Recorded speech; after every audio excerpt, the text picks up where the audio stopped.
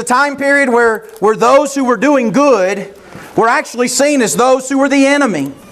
Individuals who went to the market and they expected to be able to buy an item at a fair wage, but only to find out that the merchant was weighing the scales in their favor. It was a time period where those who would seek after God, those who were said to be righteous, that it was almost as if it was to the benefit to be unrighteous. And you'd look at that and you'd say, what kind of a nation was that?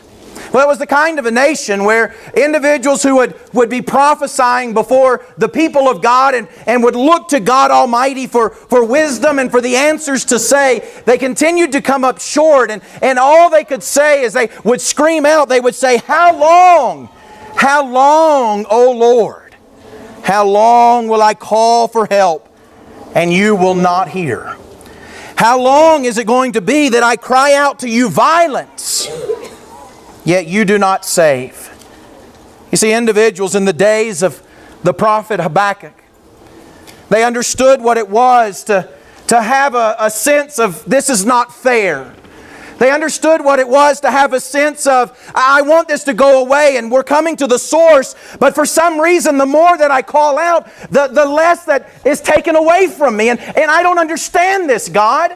I don't understand. Why is it that the good people bear the weight when it seems that the bad people get away with it? Why is it that we're the ones who are suffering?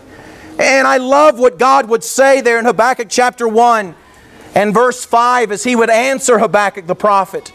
He would say, look among the nations and observe, be astonished, wonder, because I'm doing something in your days you would not believe if you were told. You know, when I think about the difficulties in our lives, I cannot help but think about the prophet Habakkuk.